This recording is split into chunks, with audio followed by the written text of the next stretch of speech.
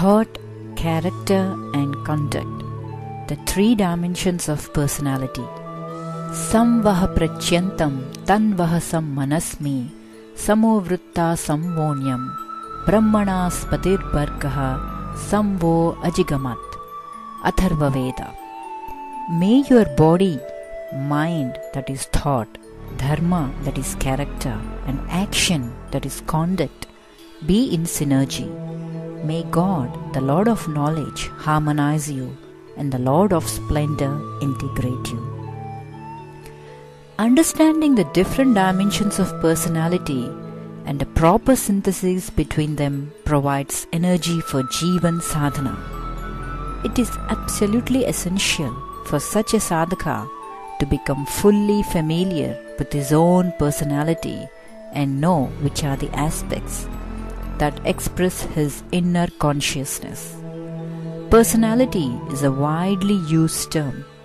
It is used in different meanings and connotations in psychology. Psychologists have written much about this, but still, most of the people remain ignorant of the essence or real meaning of the term. The depths of personality yet remain unfathomed. In the beginning, the psychologists may have understood the word personality simply as a derivative of the Latin word persona, meaning a mask or facade or outer covering. But now it is commonly accepted that the real reasons behind human behavior remain hidden in the depths of his interior. If we are to reach at the root of a man's conduct, we will have to dig through the layers of his character and mind. Without properly knowing these entities, an objective explanation of his conduct will be impossible. A meaningful definition of personality may be given as an aggregate of a person's characteristic features and qualities. These features and qualities are manifested in his external conduct, but their origins go far deeper and remain hidden in his thoughts and samskars, which are nothing but persistent mental impressions. This is also spoken of by the rishis. Yed manasad yadati tad vacha vadati, yed vacha vadati tad karmana karoti. As a man thinks in his mind, so is his speech. As he speaks, so does he conduct himself. As is his conduct, so does he become. Thought, character and conduct, these form the three-dimensional identity of personality. Between these three, the first dimension is of thought.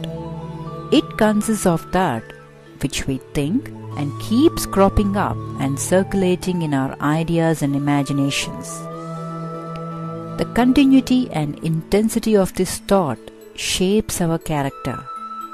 The process of this character building is very gradual because the underlying basis of character is the samskars or innate dispositions which lie dormant in the depths of the unconscious mind.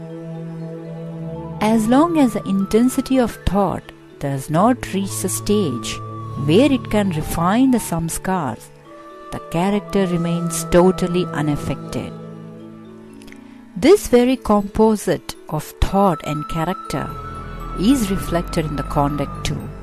So, if the personality is of refined and developed to its fullest potential and along the right path, it would be imperative to mold its three-dimensional nature afresh. There is an instructive anecdote about molding the personality in this way. In South India, there was a very learned and tapasvi sage by name Sadasiva Brahmendra Swami. Those days, he was studying Vedanta in his guru's ashrama. His whole time was spent in study, contemplation and tapa. Once a renowned scholar, Pandita Mahasaya, visited the ashram. It so happened that soon he and Sadashiva Swami were locked into a debate.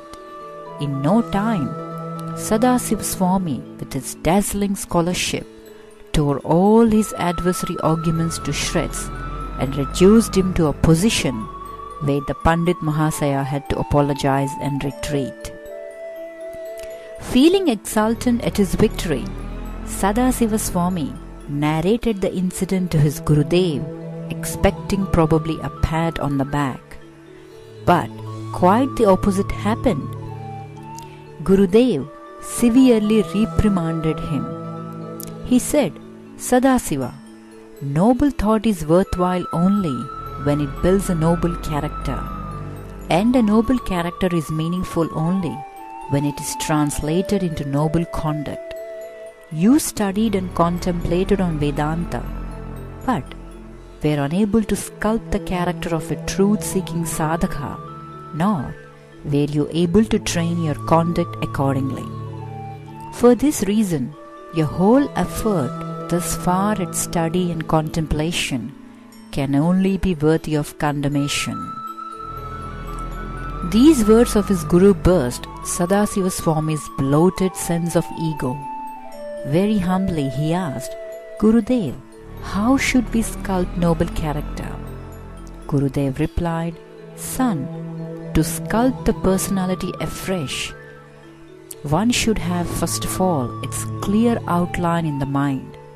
For example, for formation of the personality of a truth-seeking sadhaka, it would be essential that every moment of the sadhaka's thinking is imbued with his jnana sadhana.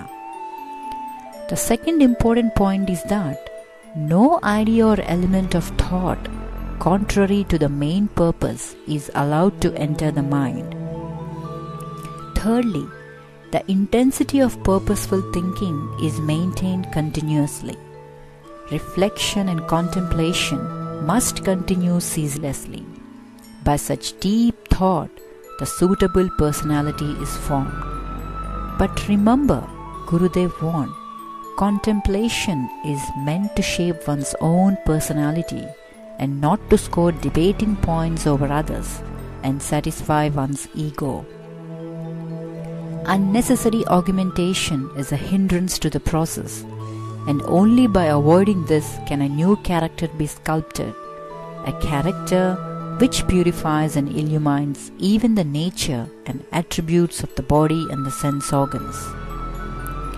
It is for these reasons that the Vedic rishis have included the body and the sense organs within the definition of the character.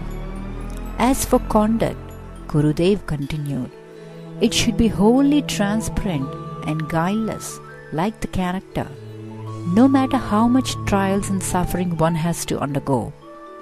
It is through the conduct that deeper layers of a man's personality find expression. So it must be commensurate with the dignity and honor of one's own Jivana Sadhana. Sadasiva Swami imbibed deeply these words of his Guru and advanced on the path of his Jivana Sadhana. For those who wish to tread this path in a similar way, it will also be essential that they find a noble and lofty goal for themselves.